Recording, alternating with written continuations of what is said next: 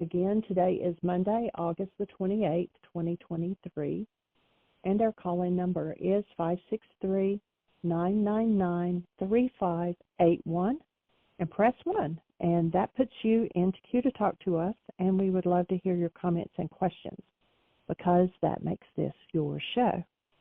And hopefully by this afternoon, I will have it completed. If you go to our website and click on our Homegrown Park progress, I have put a bunch of pictures out there for you to look at from the beginning to the end and see how our progress has gone. Michael and I were really surprised that, we started the first garden in 2019 in the front, and it was just really small. In 2020, we expanded a little and added another really small garden, 2 in Garden 3. And then in January, February of just this year, we started our pollinator garden, and it is blooming. I was just out there just a second ago and took pictures of about 5 different butterflies and a bee and even a lightning bug. And I don't think I've ever seen lightning bugs in the daytime drinking on flowers. But anyway, it's fun to see how it's just going crazy, going wild, and we love it. And so those pictures will be out there by this afternoon, and you'll be able to see those. I'll put a link to it in the notes for today. So Michael will join us here momentarily, and I invite you to press 1 and take the conversation in the direction that you would like to see it go. Do you have any questions or comments? Have you been doing wake-up sheets? And I was looking to see if we'd had any questions sent in. The other day we had an awesome email sent, someone who couldn't join us by phone and had asked some questions, and I'm not sure how much further Michael got with the autism spectrum, but he talked to her and Susan for a while after the show, and it's awesome to develop this community that no matter what you're going through, that you've got support, that you're not alone. And Susan, we appreciate you offering the information and getting us in touch with the other lady who's had experience with an autistic child and had some resources to offer, and we appreciate that. So 563-999-3581 and press 1, and that puts you into queue to talk to us. And I've just looked, and I don't have any other emails or questions from the app, but we appreciate you being here, and we hope that you will direct this conversation. Let me check with him and see if he's getting on.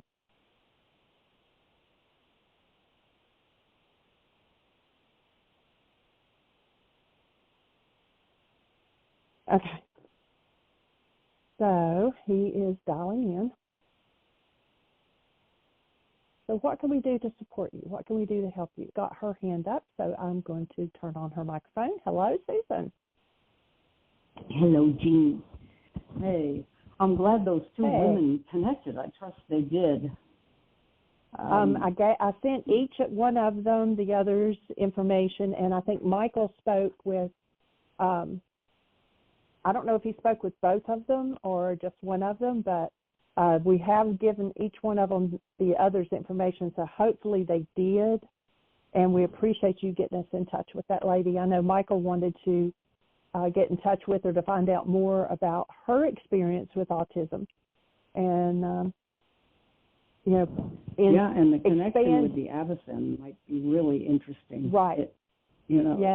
That opened up some great conversation on that, how the, like she was mentioning that her child, when he got hot from the outside, that he went into like overload, but running a fever, which is hot from the inside, he was calm.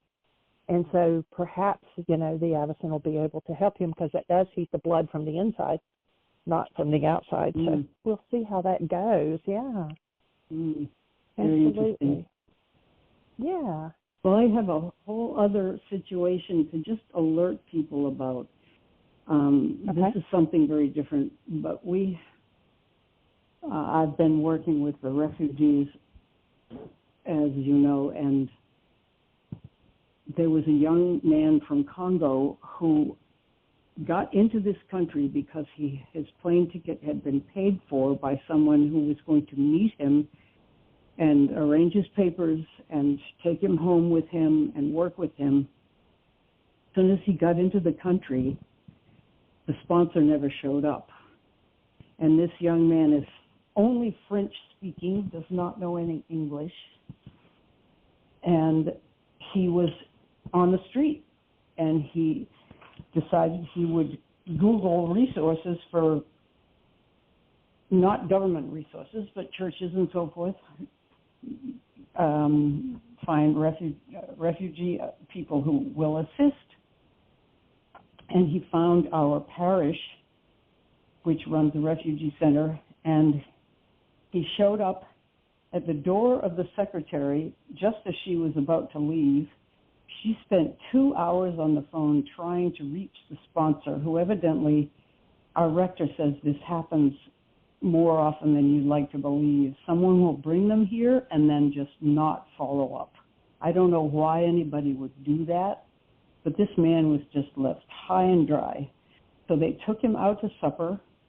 He was ravenously hungry.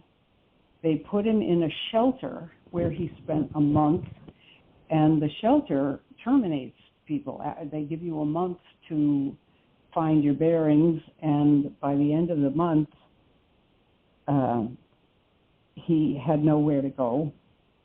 So he's living with our rector right now, and he's been helping with this sale, and they've been looking for housing for him, but the housing situation is such that even to get one room in the Allentown, Pennsylvania area costs from $600 to $700 for a room with a bathroom down the hall and no kitchen, just a room. And wow. And this is so hard for so many people. This is a young father who came over to this country to make enough money to send his children to school and support his wife. They are all in physical danger over there. So here he is, and he's not only unable to help them, but he's going under himself. I'm not really asking for anything. I thought of even putting up a GoFundMe thing, but we're casting around trying to find a situation for him. We've got Michael living with us, so we can't offer him our basement. But they've hired him at the church to do some yard work, and he's been shoving furniture around for us in this big sale we just did, and it didn't get rid of everything, so we're running it again next week. It's a sort of a hybrid, giving most stuff away and some things very, very inexpensive. But just to say, the situation in this country is so hard. Refugees are being welcomed in more than we're able to provide for them. There aren't systems in place that can keep them from free fall once they get here. So this is just a report, but it's so much on my mind that I thought I would mention it if anybody has any ideas. Really tough situations, crazy town. We really need to start to understand from the ground up why does a room with a bathroom down the hall cost $600? Well, because somebody took a piece of property that was, built for probably $3,000 100 years ago, and then it was sold for $5,000, then it was sold for $10,000, then it was sold for $20, $50, $100, $200, $500. Now it sells for $1 million. Where's the $1 million come from? It's a $3,000 house. Where does $1 million come from? Somebody's got to pay it. It's got to come from somewhere. And most people don't think of that when they go, oh, well, I'll just, jack the price. And sadly, unfortunately, this young man isn't the only person in that situation. Many American young people, men and women, will never see their home because of the way real estate's been handled in America. It's a profit game. But if there's no value, if there's no wealth behind the profit, then it has to come from somebody's pocket. It's called inflation, and prices go crazy. It's just, and it actually is deflation of the purchasing power of a piece of paper that, sadly, back in early 60s, a particular politician took us off the silver and gold standard, or the gold standard was actually earlier, but the silver standard that had kept some value behind the money, and now it's just free fall paper. Print as much of it as you want, and what do you have?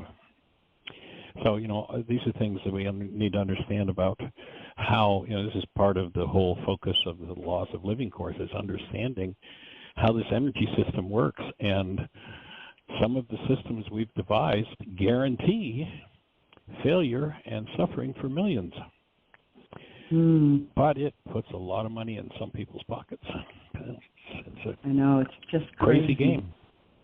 Yeah. Yep. Well, we're having the same issue with our middle grandson, my daughter's boy, Jacob. He's terrified for good reason.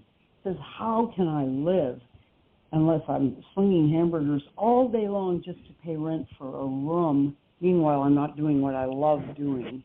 And so we've been in Al-Anon, but we've changed our tune with him. When we've said, we will make sure you're not on the street. Do not be nervous. Work with us. I've probably told you this before, but it's given him a little bit of more peace. He was having such anxiety about his future that he was just not able to focus on his studies.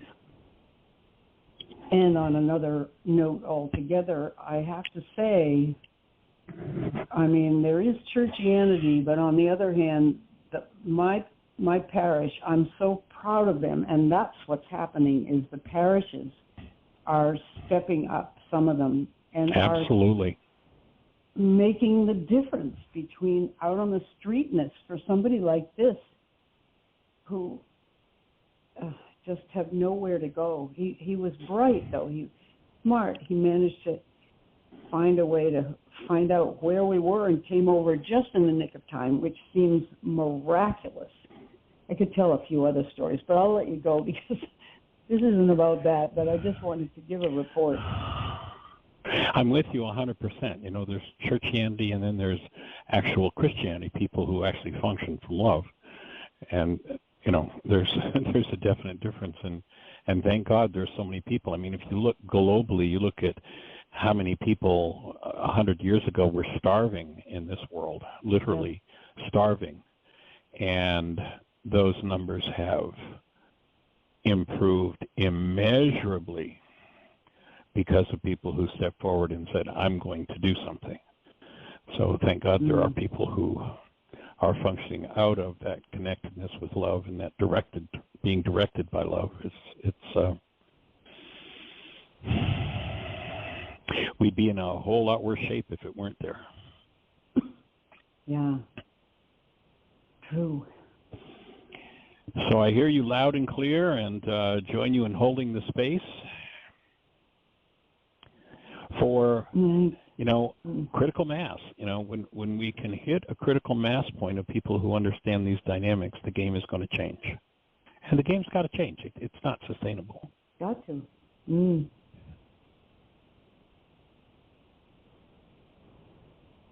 It's definitely wake-up time. Yeah. And I certainly appreciate the compassion and the willingness to serve that you represent in the world, the energy that you carry into the world. It's pretty awesome. Well, Michael, a lot of it comes around to those tools, too. We wouldn't have been able to have someone living with us like this with all the uncertainty and unwellness. It's a gentle person and everything, and he's helped out. He hurt his back helping us, by the way, and so he's really sort of out of commission. But that man has been my teacher, man, oh man, because I bump up against my ego and my junk and my preconceived notions about what people should be doing and so forth. It's ongoing. I think I've done more worksheets on that issue, except for the other issue I've been working on. It's been a real challenge, but it's going all right, which seems miraculous, so thanks. Strength to strength. Here a little, there a little. Yeah, that's what it feels like. It's what it takes.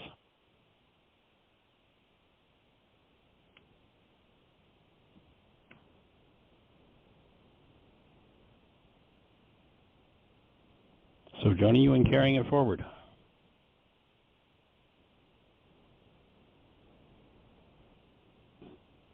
I've got my Avicen too. Oh, sweet. Awesome. 2 times in. Well, take so your time far. to build up so you don't create a healing crisis and rock and Well, roll. I didn't. I went right to 20 minutes at high. I hope that's okay. Okay. Well, as long as as long as you're not pushing against the healing crisis, that's the only thing. And if you find yourself doing that, just back off a little bit because you don't need to push that hard. Take your time. Okay. All right. Cool. All right. What were you saying, Jeanie? I wasn't sure you were still there because it was quiet for a moment. And I was just going to say, Susan, if you're on still, we can't hear you, but then you spoke. Oh, yeah, I was on. I just didn't know what to say.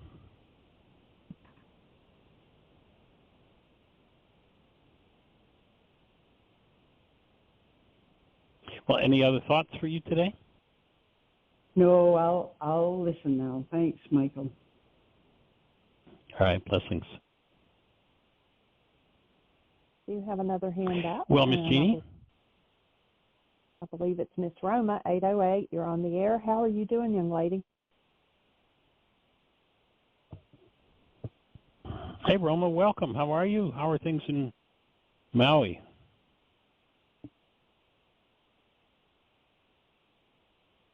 Might need to unmute. Hello, Roma. Are you muted, Roma?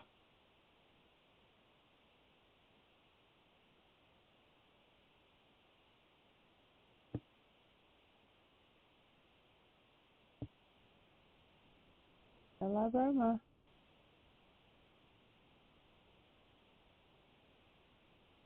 Okay, well, maybe try calling back in again, Roma.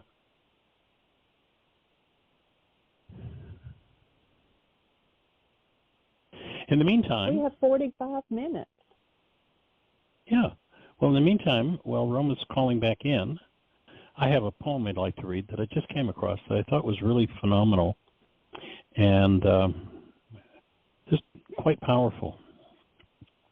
It was actually, Charlie Chaplin was in around the age of 70 when he brought this to the forefront, and it's a poem that was written by a couple named Kim and Allison McMillan, and this is back, I'm not even sure what year it was, and he actually read it, and it was, I'm going to change just one thing in it because each of the key insights came with the words, love myself, as I began to love myself. And I'm going to update it so that we can let go of the error that many of us made, and for decades I made it, and talked about how we can love each other, and then realized what a falsity that is, and how it puts the mind in a whole false direction. And so at the age of actually 70, Charlie Chaplin read this publicly. So I'm substituting for the words, love myself, realize I am loved, in the first line of each paragraph. As I began to realize I am loved, I found that the anguish and emotional suffering are only warning signs that I was living against my own truth. Today, I know this is authenticity. As I began to realize I am love, I understood how much it can offend somebody if I try to force my desires on this person, even though I knew at the time it was not right, and the person was not ready for it, even though this person was me. Today, I call that respect. As I began to realize that I am love, I stopped craving for a different life and could see everything that surrounded me was inviting me to grow. Today, I call this maturity. As I began to realize I am love, I understood that any circumstance,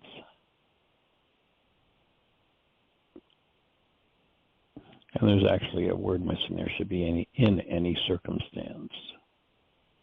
I'm in the right place at the right time, and everything that happens is exactly happening at the right moment.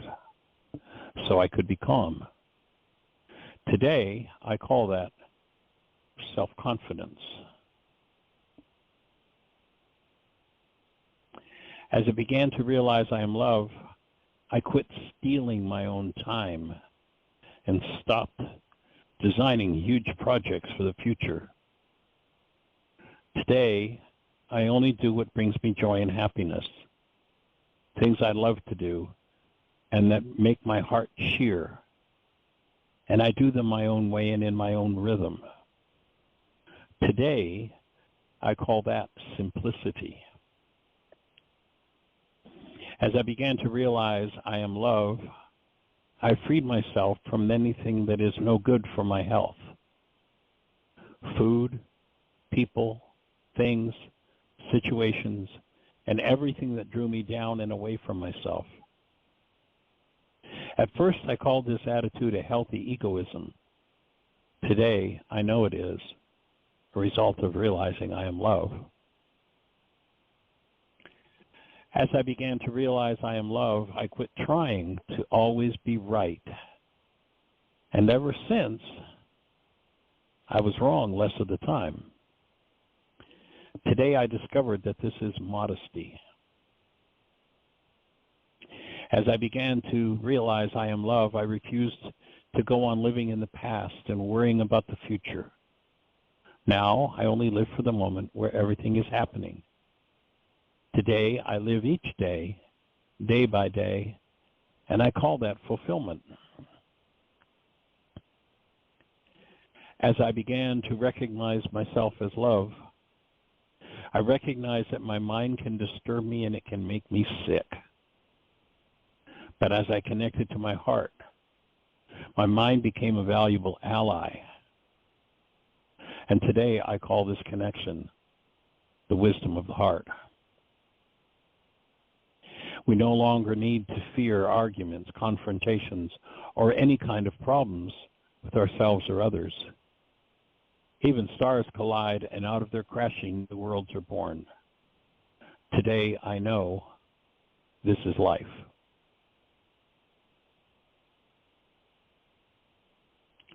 I thought that was something pretty powerful for, and I'm not sure exactly what year that would have been, probably back in the 20s, that Charlie Chaplin shared that with his public audience as a man who was known by millions of people. And it, to me, is reminiscent of the conversation we had in our book club, the Hear My Voice book club on A Course in Miracles. We did the final episode of that on A Course in Miracles. The topic, if you look for it in our YouTube channel, if you haven't listened to it, the course topic was the lesson, the name of God is my inheritance. And what it reminds me of is in that particular lesson, Jeanie and I had just seen the movie Hacksaw Ridge. And I was struck at how powerful it is when one person chooses to publicly live as a human being, refuses to kowtow to the norm of the day, refuses to support the norm of the day, though in his case, it almost sent him to Leavenworth Prison. And if you're not familiar with the story, I suggest you watch it, take some worksheets. It's extremely violent. So if you have any sensitivity to violence, it will bring up a lot for you to heal. And I'd support you in healing it, but it's worth watching to watch in the middle of all that violence, how one person who said, I am going to function as a human being,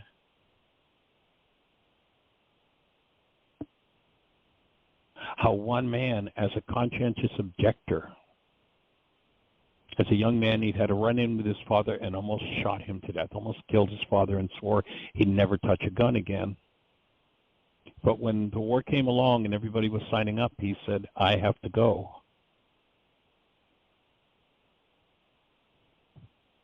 But I will not touch a gun. And he stood to his principles. He stuck to them. And he was beaten. You know, he was berated by his superiors, and in essence, the superiors gave his fellow, grunts, soldiers, permission to beat on him to try to get him to quit and leave. But at one point in the beatings, he says, or as they're saying, why are you wanting to go to war but you won't touch a gun? He said, among all that killing, I just decided that it wouldn't do any harm if one person were putting some of it back together, and he decided to go as a medic. To make a long story short, the bottom line of the film is that while all the tough guys run away from the horrendous bombing that's happening, he stays and rescues even the people who beat on him. The difference, it's such a powerful example in the middle of the worst insanity we could imagine. Far beyond personal conflicts and the average person's, why is this happening to me again? One man changes the world, and as a conscientious objector, he's actually the only human being in American history as a conscientious objector that's gotten the Congressional Medal of Honor because of his valor and his bravery and his willingness to function as a human being. And when I read about Charlie Chaplin sharing this way back when, to me it was a similar act of bravery, certainly not the kind of risks involved with the young man whose true story is told in the movie Hacksaw Ridge. But for Charlie Chaplin to have stepped up and said what he said. Another place where this shows up, if you can look online and you'll find it on YouTube. If you look at the producer of the movie The Ten Commandments, before the film, it's the only film I've ever seen it happen on. The curtains are closed. It's the opening of the film, so it's a major production in Hollywood. And I'm not remembering the name of the producer. Do you remember his name, Jeanie? Famous, well-known back in the early days of film. He stands up in front of the audience and introduces the film with such a courageous monologue for the day that, there are only a few of these events in history that I know of. And what we need are more people who have that kind of courage and are willing to step up to the plate and do it differently. Cecil B. DeMille. Cecil B. DeMille, yeah. Yeah. Powerful. Sorry, I went to unmute myself and hung up. Introduction. Oh, okay. Technology, what fun.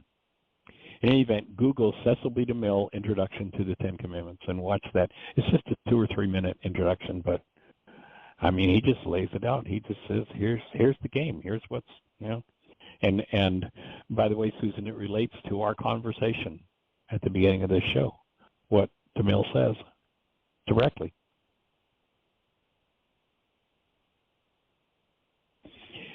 So we're here to support that kind of courage. We're here to do the best to do things differently. I don't know how many, maybe new to the show may not know that for 40 years we were on the road, paid our own expenses, our workshop for free. We don't get paid to do this radio show. We pay to do it. Our commitment is to make an understanding of the tools that help people to remove the blocks to the empowerment of their human lives. and to bring into expression the truth of who each of us is as a human being.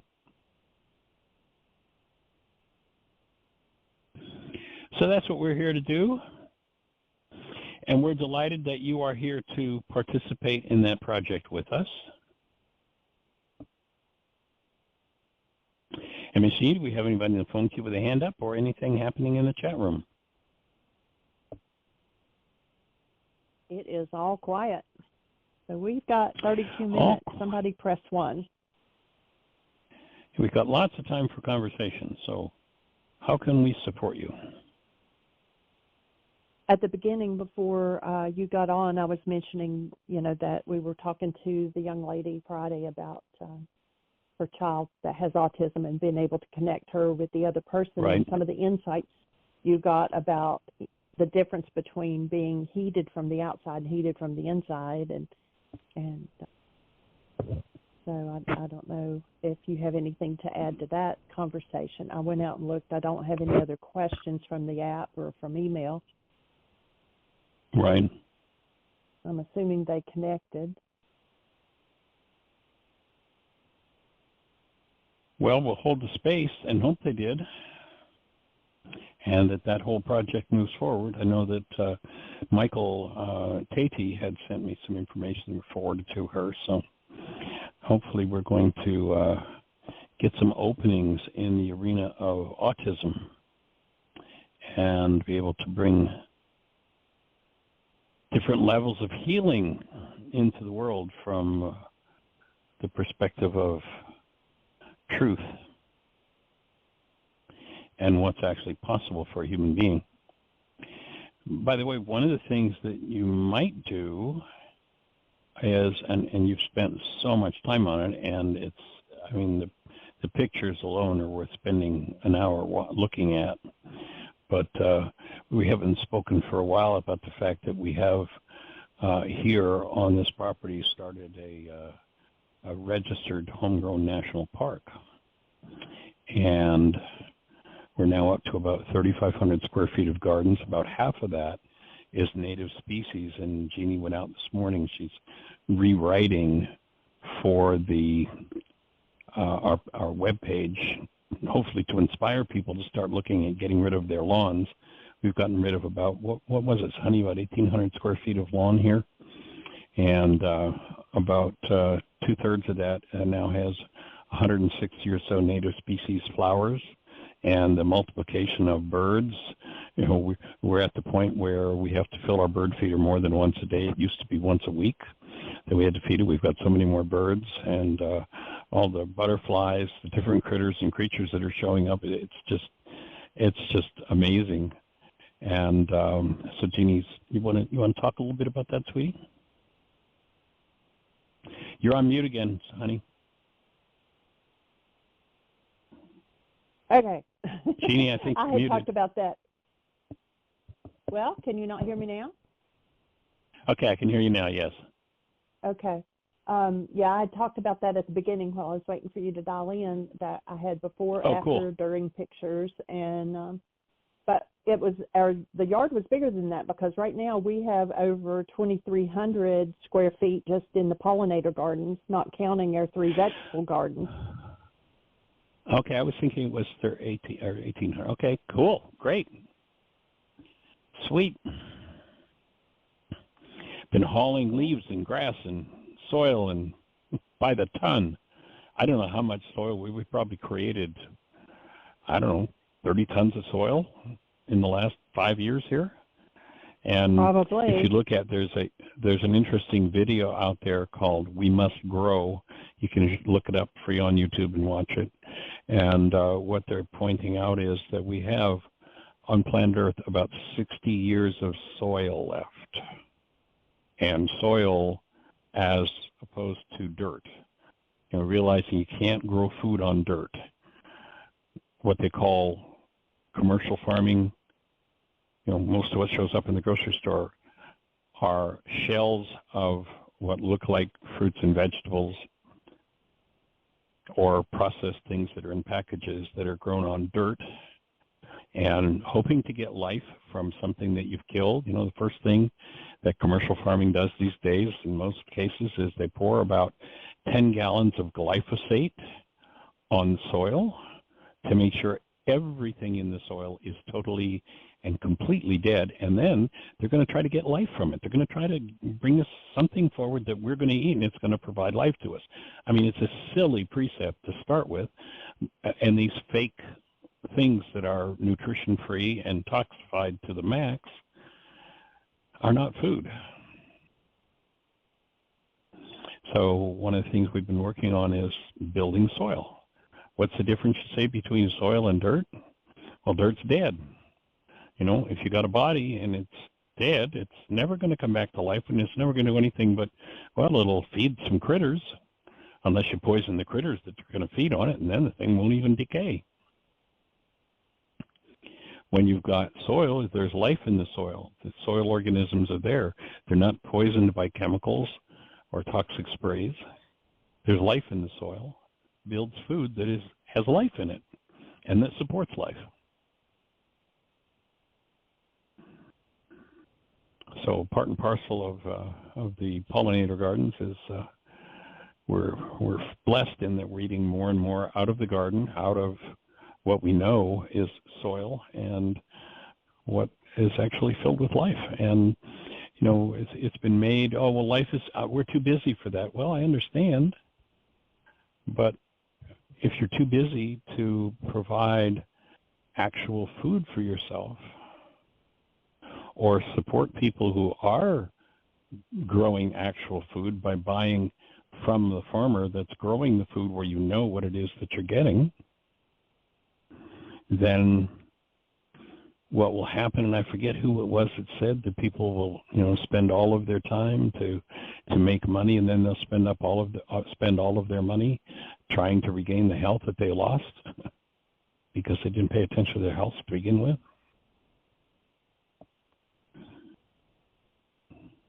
Some of the numbers, just to back up what Jeanie was talking about earlier.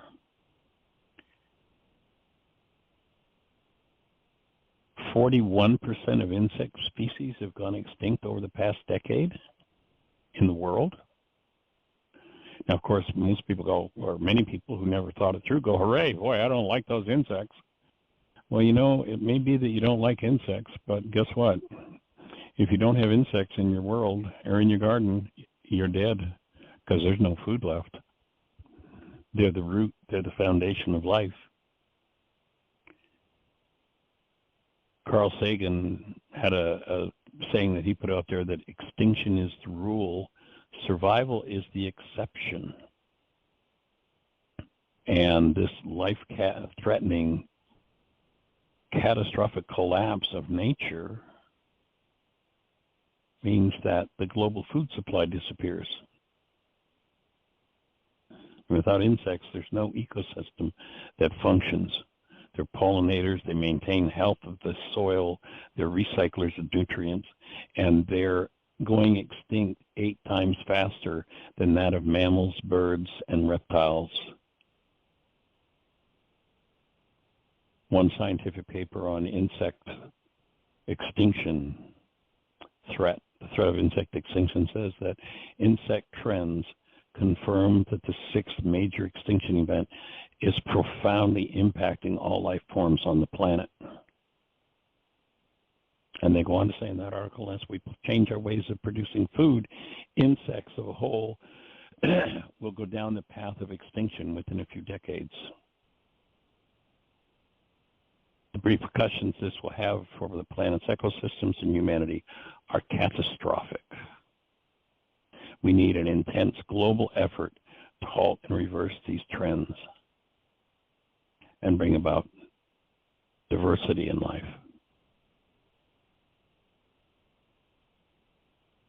So there are many elements that we humans have a big say in.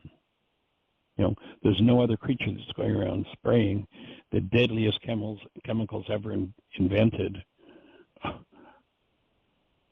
all over the globe. There's if you're on Amazon, there's a video we watched the other night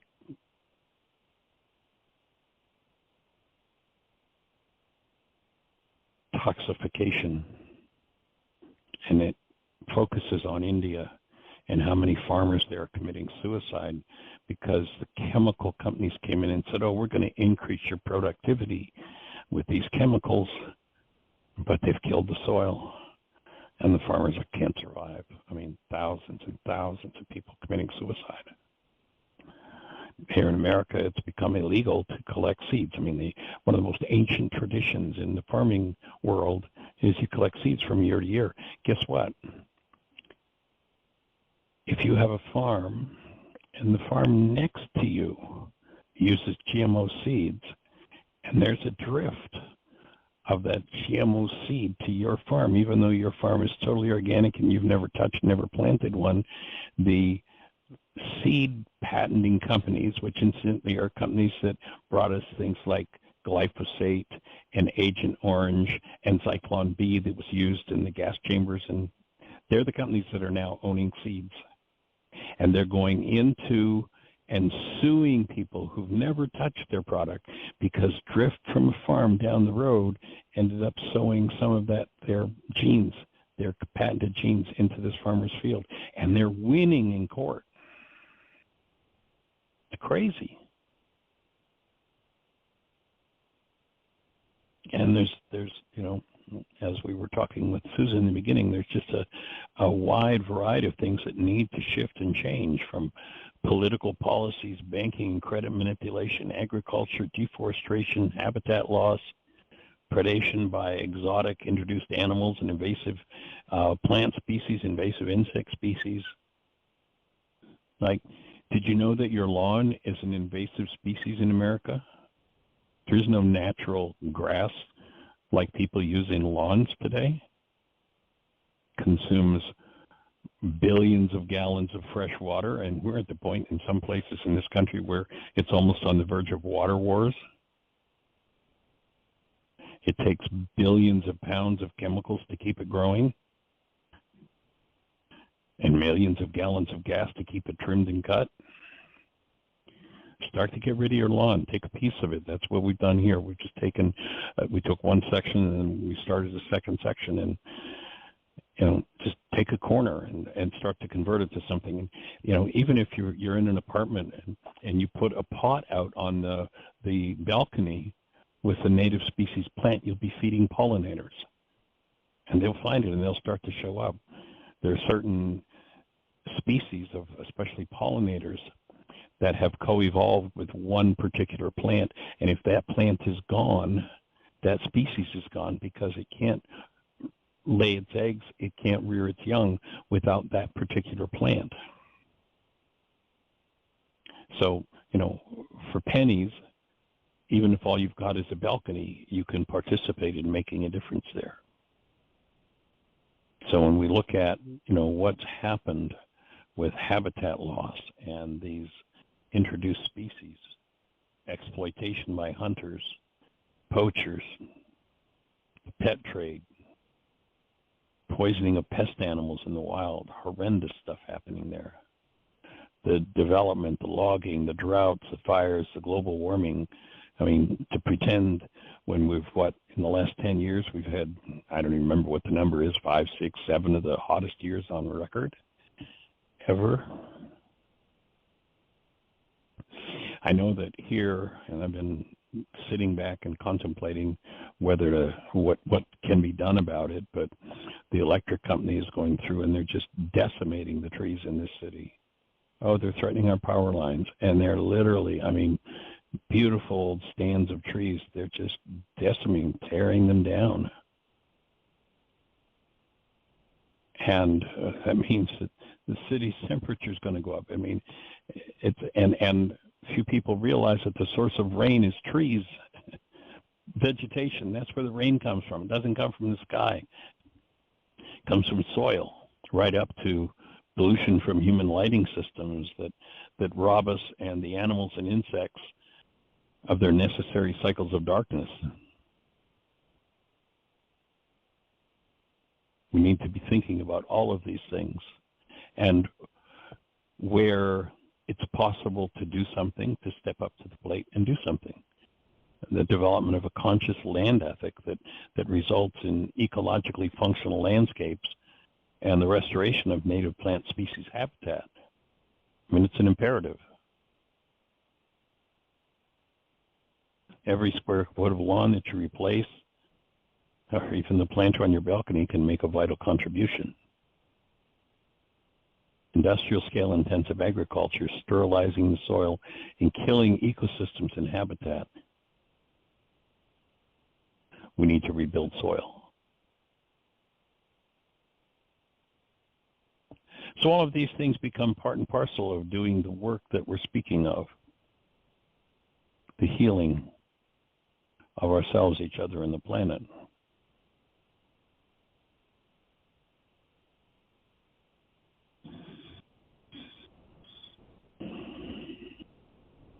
If we look at birds in North America, they're saying that between 1970 and today, there has been a loss of 30% of the bird population. There are 2.9 billion fewer birds in North America than there were in 1970. And they're estimating that there's been a 49% drop in bird species globally.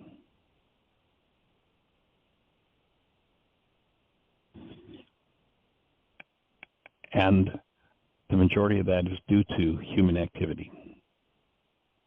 People that are profiting from the human activity, they've got so-called scientists and they've got experts that will raise doubt, will sow enough sophistry in people's minds that people can doubt and forget to do anything, or just, not bother. Oh, well, it's not really true.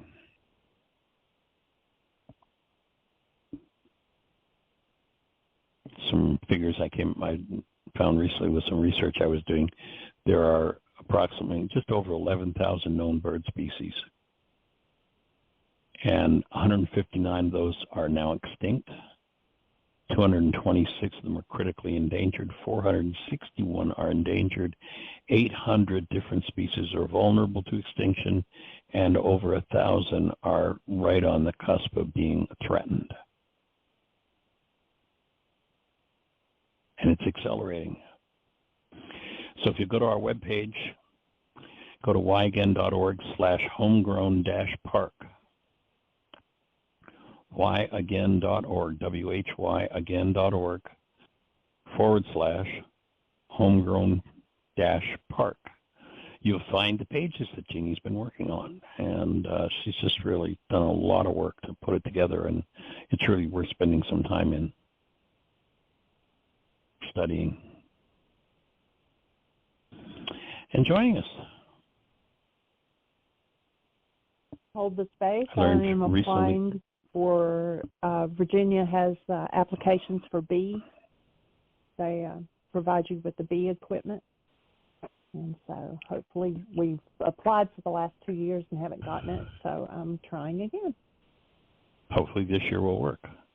I was doing some, as a result of some of the conversations we were having, Jeanie, I was doing some Googling on bees, and I didn't realize it, but there are 20,000 bee species worldwide and over 4,000 bee species in America. And they don't all live in hives. That's honeybees, and actually the honeybee is an invasive species. But the other bees that are pollinators, some of them live in the ground, some of them live in the hollows of trees, all kinds of habitat that are required, and that habitat's being destroyed. So that habitat is needed for bugs, bees, butterflies, ants, and it's they that support bird life, and many other creatures ultimately depend on those insect species, including us. So it's an important topic to, if it's your calling, to take a look at it. And, if you've got a lawn, start with just a little 10 by 10 foot square and put some soil on it and put in some native plants. It's awesome. I mean, the colors, when you look at the pictures, Jeanie just took a whole other round of pictures We've got about 160 different plants up there, and I mean the colors, the beauty of these plants are just amazing. And we're only 8 months out from starting this whole project with native species.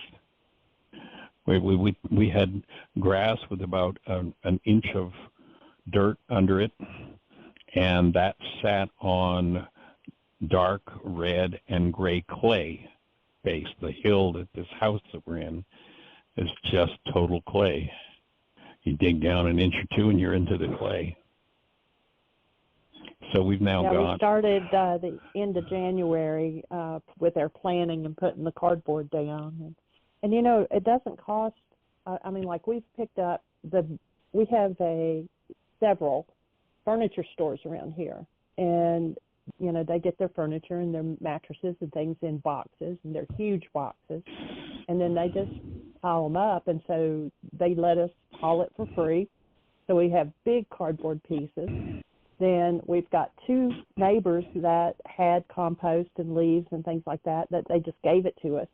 So, I mean, a lot of it, yeah, we paid for a couple of loads of soil and compost, but for the most part, Stone that part such, was free. Yeah, the stones we paid for. Yeah. And we got off-shaped. I mean, they were not perfect stones.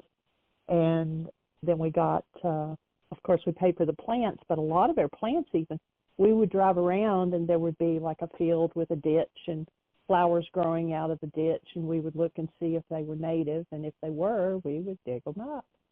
And, of course, we left where we dug them up really nice. I mean, we didn't mess up somebody else's ditch. And then even some doctor's offices and stuff said, yeah, we could have starts off of their plants and things like that. So it doesn't have to cost you a lot to do it. And then, like Lowe's, they had a big sale on some of their grapes. It was off-season, and they sold them for $5 a plant and things like that. And then we had we're now eating grapes? Starts. Yeah, we're now eating grapes. Yeah. And it's work. That is the one thing, it's work. But, you know, if you're paying for a gym, give up your gym membership and put that money into a pollinator garden or a food garden, and then go work in it. The health benefit, I mean, just do some research. I mean, even places like the Cleveland Clinic are saying one of the healthiest things you can do is work in a garden. Get your hands in the soil. And because our property where we have planted these gardens is like 45-degree angle. I mean, it's not flat land. And so it works out your leg muscles to go up there and work. I think I've sweated more in the last 3 months than I have in my life. So it definitely works you. Go to YouTube and look up, or there are links that Jeannie's put in the website, but go to YouTube. There's a gentleman named Dr. Doug Tallamy, Tallamy, and he's talking about, he's set up a thing where you can register your own national park, and he's calling it Homegrown National Parks, and he's, as an educator, presenting this as a solution. He's the one who really turned us onto it and educated us about it. And so you can go watch his YouTube videos, and he talks about just this whole field and what's happening. One of the things he says, quote from him, is, in the past, we've asked one thing of our gardens, and that is that they be pretty. Now they have to support life, sequester carbon, feed pollinators, nurture birds, and manage water. The floods that are happening all over the place. With a properly managed soil environment will hold tens of thousands of gallons of water. Whereas when the land has been raped, this happens in so many cases. I mean, there are industrial properties around here where they have closed factories and such, and you know, the soil won't hold anything there. It sets up floods.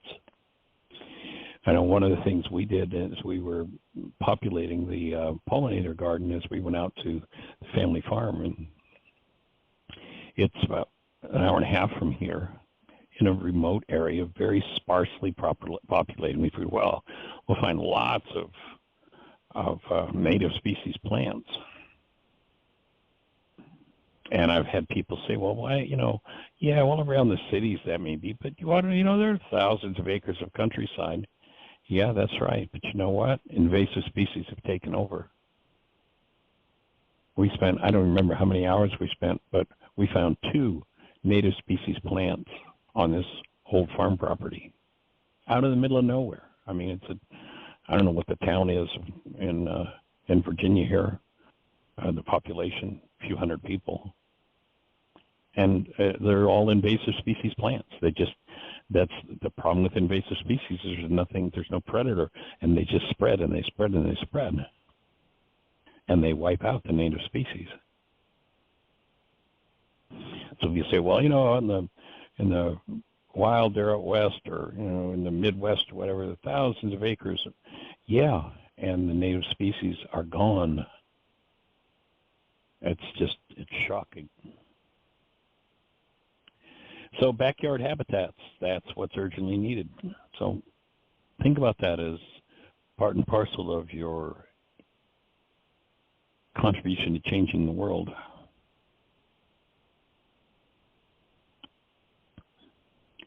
NASA did a study when they looked at how many square miles of lawns there are in America, and with they did aerial studies, and they came up with approximately 49,000 square miles of lawn, and they estimate that 49,000 square miles of lawn consumes almost 8 billion gallons of increasingly scarce fresh water and costs about $30 billion a year annually. And it's a totally, for most people, it's a totally toxic, pastime. They don't think anything of spraying glyphosate. I know we confronted the spraying truck here. We looked out one morning, we heard this truck's like, whoa, what's that? And there's a tanker going around spraying the edges of everybody's property with glyphosate. I mean, there are millions of dollars in awards being given for cancer survivors and cancer deaths due to glyphosate, and they still carry it at Walmart. Suggestion, go into your Walmart store and say, what the hell are you doing with this on your shelf? This kills people. Raise some noise, bring up awareness. So lawns bring in billions of pounds of toxic pesticides, hormone interrupters, poisons, and that goes into the soil, the air, the water, the food, the bodies, and especially the vulnerable bodies of children.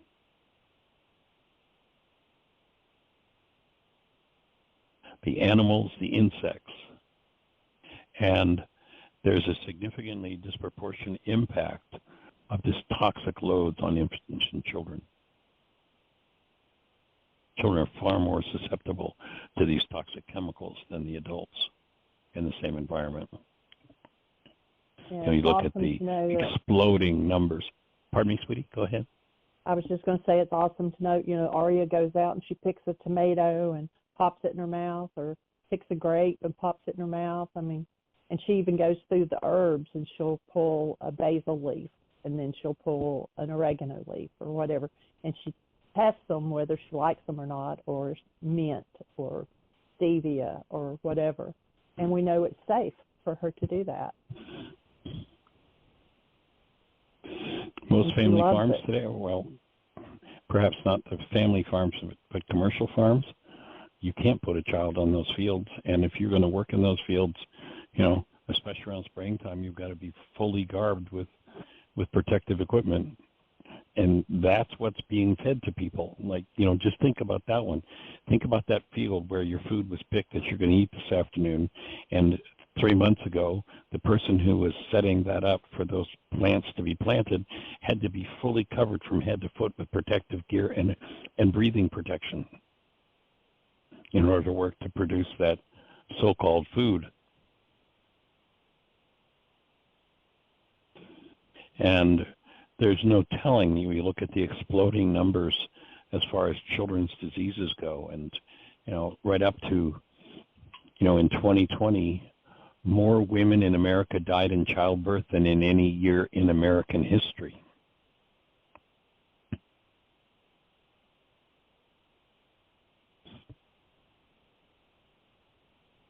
How many preventable diseases are taking children and parents at early ages?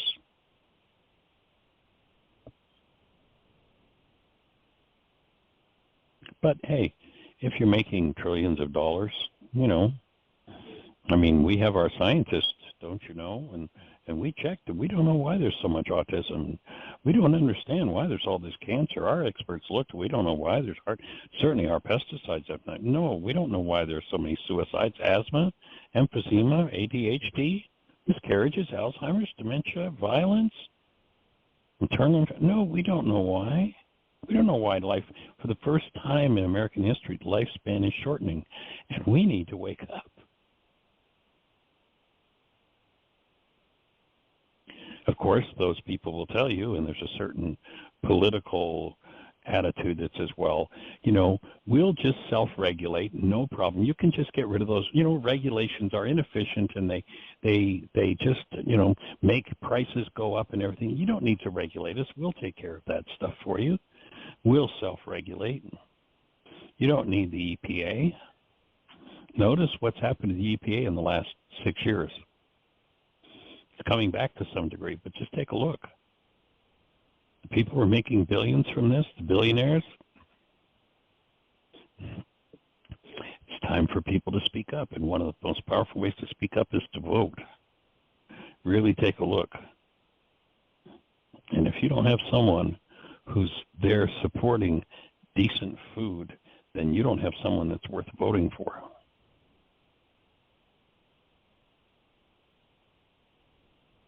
So it's all time for a wake-up call, and so today is a wake-up call. And we appreciate everybody who joins us and participates, and if there's any way we can support you, that's the purpose of this show. If it's made sense to you and you think somebody else might be interested when the show is over, you can go to our website, whyagain, whyagain.org, and click on the microphone. Drill down, you'll find a link to this show, an MP3 you can download or you can listen to, or you can send a link to somebody. Support us, put it out there. In the meantime, have the best year yet of your eternal life. It's an awesome gift to give the world. Blessings. Bye-bye.